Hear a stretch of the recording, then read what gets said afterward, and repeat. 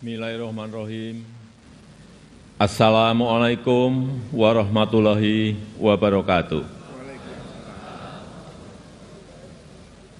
Selamat pagi, salam sejahtera bagi kita semuanya.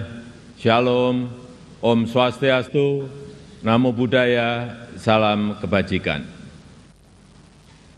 Yang saya hormati Wakil Presiden Republik Indonesia, Bapak Profesor Dr. Kiai Haji Ma'ruf Amin beserta Ibu Wuri Estu Ma'ruf Amin. Yang saya hormati Ketua, para Wakil Ketua dan para anggota Majelis Permusyawaratan Rakyat Republik Indonesia. Yang saya hormati Ketua, para Wakil Ketua dan para anggota Dewan Perwakilan Rakyat Republik Indonesia.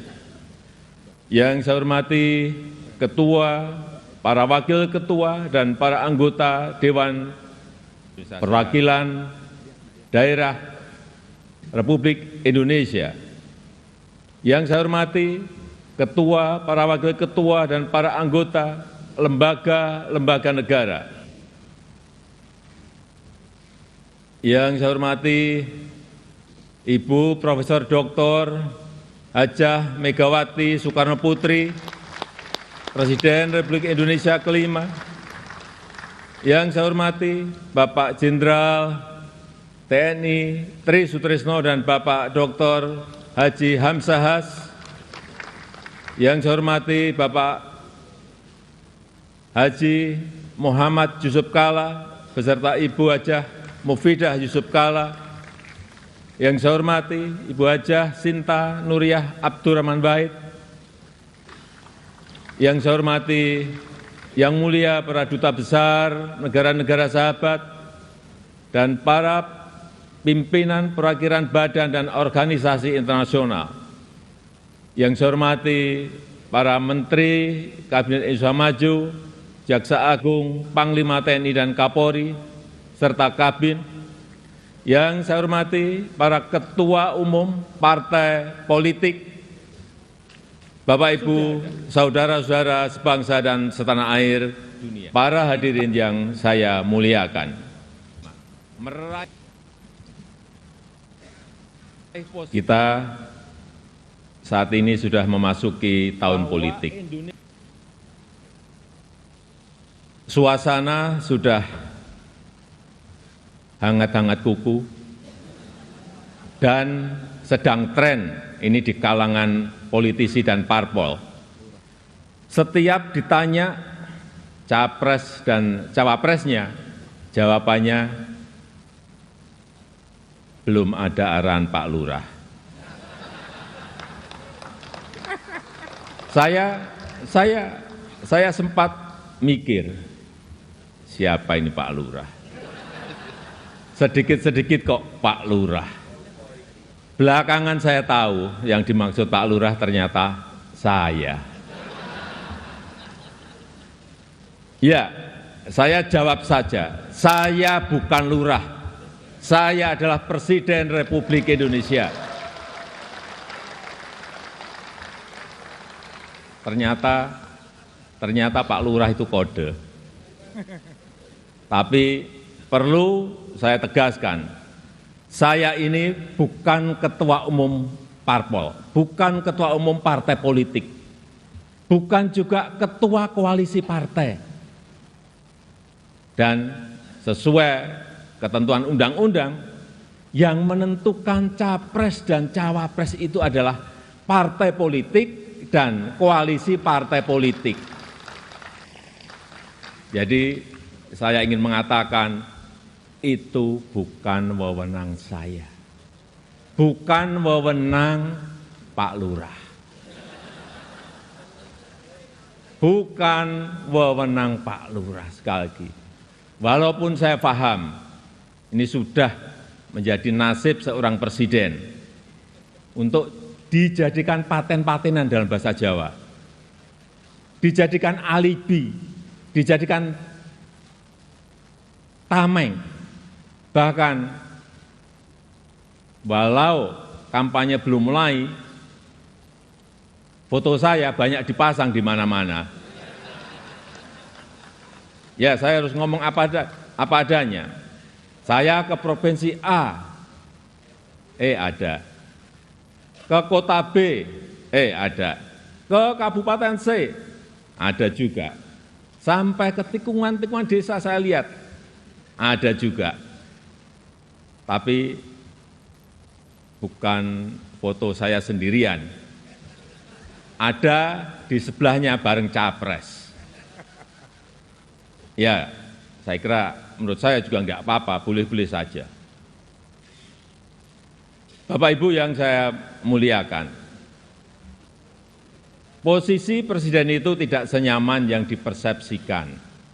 Ada tanggung jawab besar yang harus diemban, banyak permasalahan rakyat yang harus diselesaikan. Dan dengan adanya media sosial seperti sekarang ini, apapun bisa disampaikan kepada presiden. Mulai dari masalah rakyat di pinggiran, sampai kemarahan, sampai ejekan, dan bahkan makian, dan fitnahan, bisa dengan mudah disampaikan dengan media sosial. Saya tahu ada yang mengatakan saya ini bodoh, pelongo-pelongo, tidak tahu apa-apa, Fir'aun, tolol. Ya enggak apa-apa. Sebagai pribadi saya menerima saja. Tapi yang membuat saya sedih, budaya santun dan budaya dan budi pekerti luhur bangsa ini kok kelihatannya mulai hilang. Kebebasan dan demokrasi digunakan untuk melampiaskan kedengkian dan fitnah.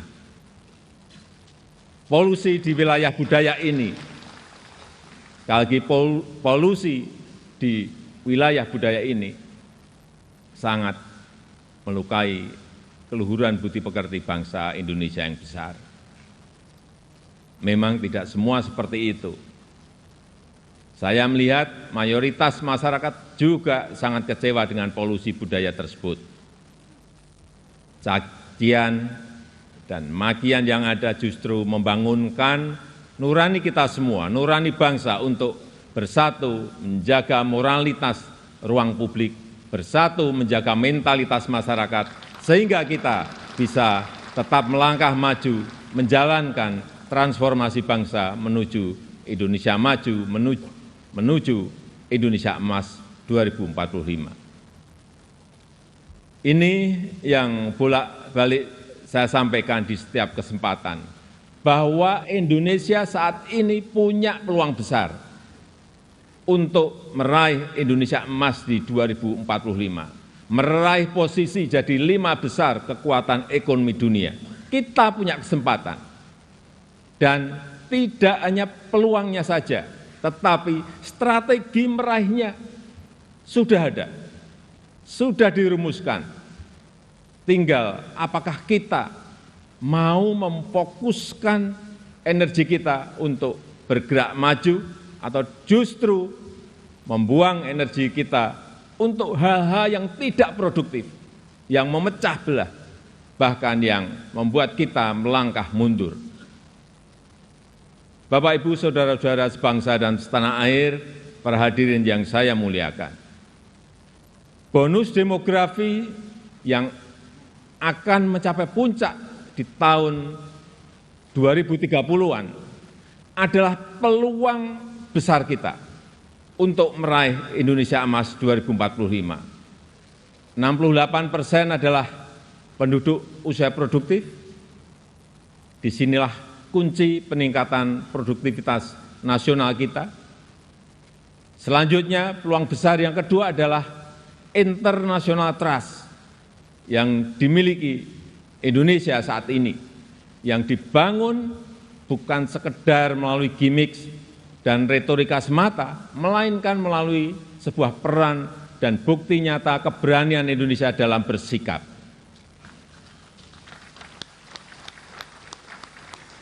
Momentum presidensi Indonesia di G20 keketuaan Indonesia di ASEAN, konsistensi Indonesia dalam menjunjung HAM, kemanusiaan dan kesetaraan, serta kesuksesan Indonesia menghadapi krisis dunia 3 tahun terakhir ini telah mendongkrak dan menempatkan Indonesia kembali dalam peta percaturan dunia. Dan di tengah kondisi dunia yang bergolak akibat perbedaan Indonesia dengan Pancasilanya, dengan harmoni keberagamannya, dengan prinsip demokrasinya, mampu menghadirkan ruang dialog, mampu menjadi titik temu dan menjembatani perbedaan yang ada. Lembaga think tank Australia, Lowy Institute, menyebut Indonesia sebagai middle power in Asia dengan diplomatic influence yang terus meningkat tajam, dan Indonesia termasuk satu dari 6 negara Asia yang mengalami kenaikan comprehensive power. Tapi kemudian ada yang bilang, memang kenapa dengan international trust yang tinggi, rakyat kan makannya nasi. Bismillahirrahmanirrahim. International trust nggak bisa dimakan. Ya, memang nggak bisa. Sama seperti jalan tol nggak bisa dimakan. Ya memang. Nah, ini contoh menghabiskan energi untuk hal-hal yang tidak produktif.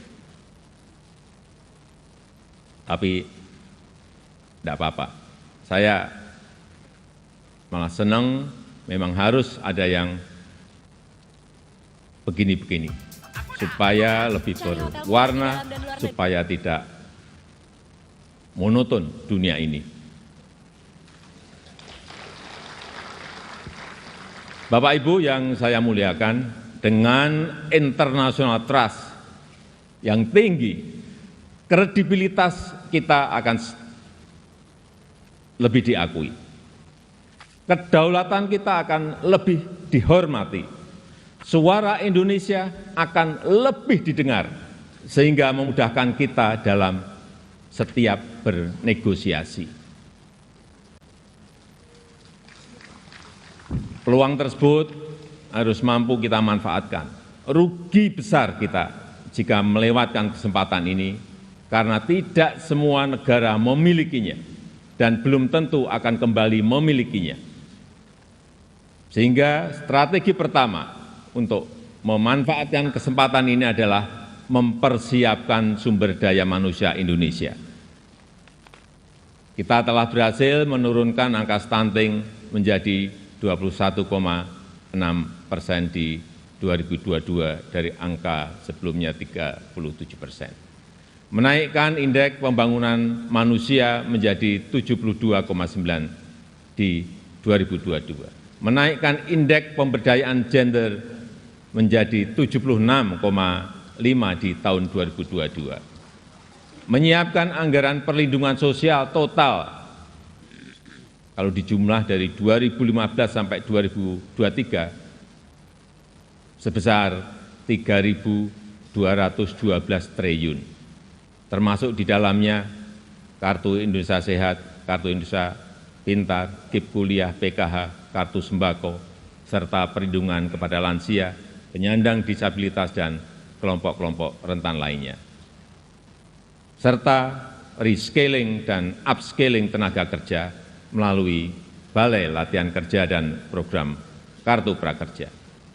Di saat yang sama, SDM yang telah kita persiapkan harus mendapatkan lapangan kerja untuk menghasilkan produktivitas nasional. Sehingga kita juga harus mengembangkan sektor ekonomi baru yang membuka lapangan kerja sebanyak-banyaknya, yang memberikan nilai tambah sebesar-besarnya. Disinilah peran sektor ekonomi hijau dan hilirisasi sebagai window opportunity kita untuk meraih kemajuan. Karena Indonesia sangat kaya sumber daya alam, termasuk bahan mineral, hasil perkebunan, hasil kelautan, serta sumber energi baru dan terbarukan. Tapi kaya SDA saja, kaya sumber daya alam saja tidak cukup. Jadi pemilik saja juga tidak cukup. Karena itu akan membuat kita menjadi bangsa pemalas yang hanya menjual bahan mentah kekayaannya tanpa ada nilai tambah, tanpa ada keberlanjutan. Saya ingin tegaskan, Indonesia tidak boleh seperti itu. Indonesia harus menjadi negara yang juga mampu mengolah sumber dayanya, mampu memberikan nilai tambah dan mensejahterakan rakyatnya. Dan ini bisa kita lakukan melalui hilirisasi yang sudah ratusan kali saya sampaikan, puluhan kali saya sampaikan. Hilirisasi yang ingin kita lakukan adalah hilirisasi yang melakukan transfer teknologi, yang memanfaatkan sumber energi baru dan terbarukan, serta meminimalisir dampak lingkungan. Pemerintah telah mewajibkan perusahaan tambang sekarang ini untuk membangun pusat pembibitan, membangun pusat persemaian, untuk menghutankan kembali lahan pasca tambang, pasca penambangan. Hilirisasi yang ingin kita lakukan adalah hilirisasi yang tidak hanya pada komoditas mineral, tapi juga non-mineral, seperti sawit, rumput laut, kelapa, dan komoditas-komoditas potensial lainnya, yang mengoptimalkan kandungan lokal, yang bermitra dengan UMKM, bermitra dengan petani, bermitra dengan nelayan, sehingga manfaatnya terasa langsung bagi rakyat kecil. Upaya ini sedang kita lakukan dan harus terus dilanjutkan. Ini memang pahit bagi para pengekspor bahan mentah. Ini juga mungkin pahit bagi pendapatan negara dalam jangka pendek. Tapi jika ekosistem besarnya sudah terbentuk, jika pabrik pengolahannya sudah beroperasi, saya pastikan ini akan berbuah manis pada akhirnya. Terutama bagi kesejahteraan masyarakat Indonesia. Sebagai gambaran, setelah kita stop ekspor nikel ore di tahun 2020, investasi hilirisasi nikel tumbuh pesat. Kini telah ada 43 industri pengolahan nikel yang akan membuka peluang kerja yang sangat besar. Ini baru satu komoditas.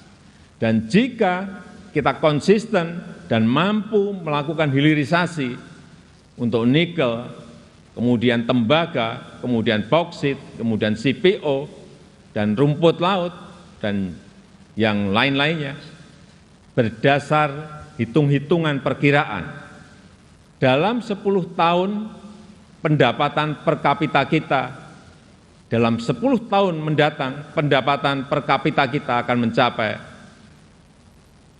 153 juta. Atau 10.900 US dollar. Dalam 15 tahun, pendapatan per kapita kita akan mencapai 217 juta rupiah.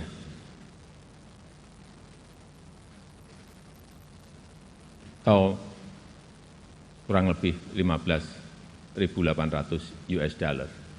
Dan dalam 22 tahun, pendapatan per kapita kita akan mencapai 331 juta rupiah atau 25.000 US dollar.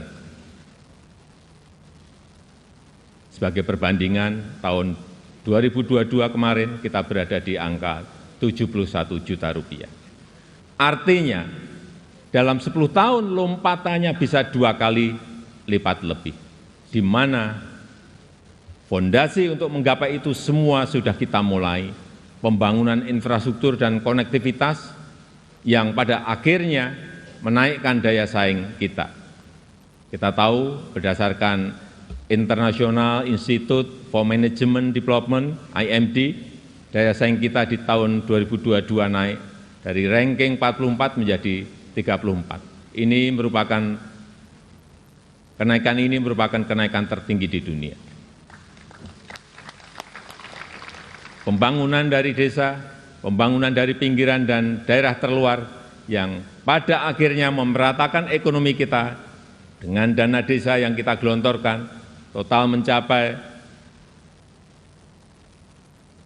539 triliun dari tahun 2015 sampai tahun 2023. Konsistensi reformasi struktural, terutama penyederhanaan regulasi, kemudahan perizinan, kepastian hukum, dan pencegahan korupsi, semua itu menjadi modalitas kita untuk meraih kemajuan.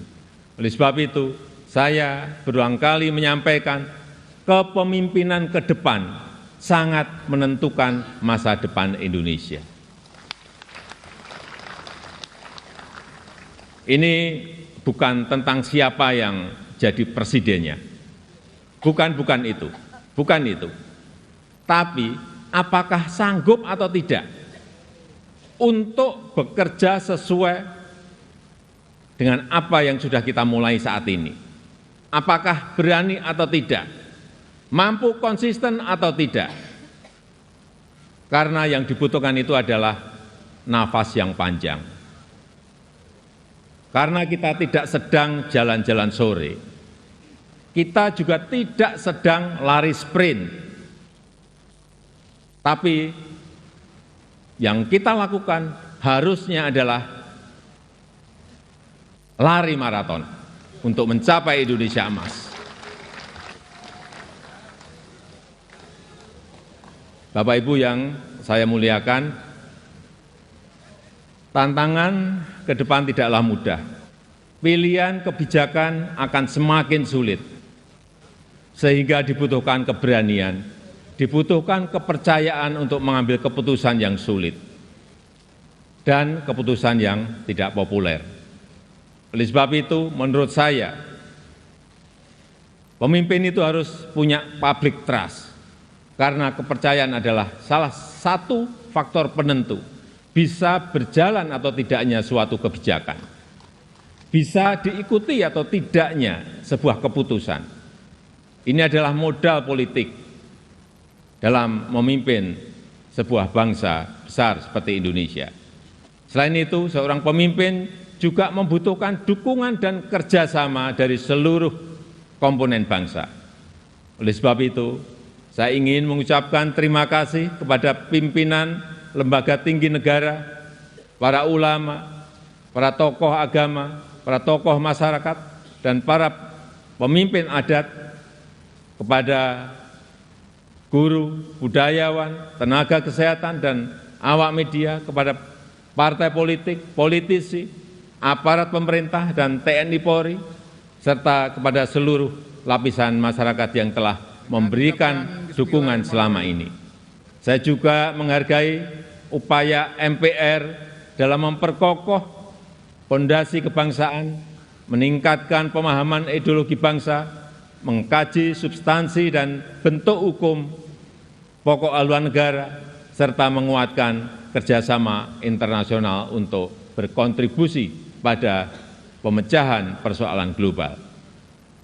Dukungan DPR juga sangat luar biasa besar dalam mendukung reformasi struktural, mendukung upaya perbaikan tata kelola pemerintahan, menghindari penyelewengan pengelolaan keuangan negara, dan mempersiapkan pelaksanaan pemilu serentak tahun 2024. DPD sesuai dengan kewenangannya juga telah aktif menyerap aspirasi masyarakat daerah, berperan dalam penyusunan beberapa RUU, dan juga melakukan telaah terhadap sistem tata negara kita.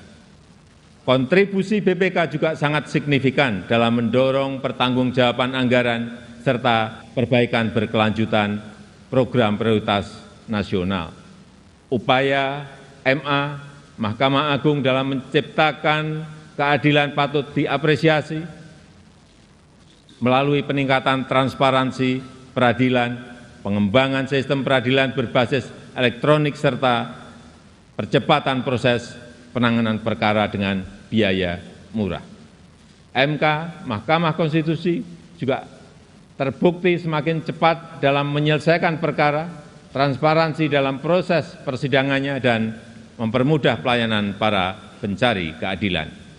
KY, Komisi Yudisial, terus aktif melakukan advokasi, pelatihan, dan investigasi, menjatuhkan sanksi tegas terhadap hakim yang melanggar untuk menegakkan kehormatan, keluhuran, martabat, dan perilaku hakim. Selain itu, saya juga mengucapkan terima kasih kepada Bank Indonesia, OJK, LPS, KPK, Ombudsman, KPU, Bawaslu, Komnas HAM, dan lembaga-lembaga nasional lainnya yang telah berkontribusi sesuai peran dan kewenangannya. Semoga Allah SWT, Tuhan Yang Maha Esa, senantiasa mempermudah upaya kita dalam meraih Indonesia maju yang kita cita-citakan. Marilah kita bersatu padu, terus melaju untuk Indonesia maju. Dirgahayu Republik Indonesia, Dirgahayu Negeri Pancasila, merdeka! Merdeka! Merdeka! Terima kasih. Wassalamualaikum warahmatullahi wabarakatuh. Om Santi Santi Santi Om, Namo Buddhaya. Untuk informasi, yang saya pakai ini adalah baju adat dari Tanimbar ke Provinsi Maluku.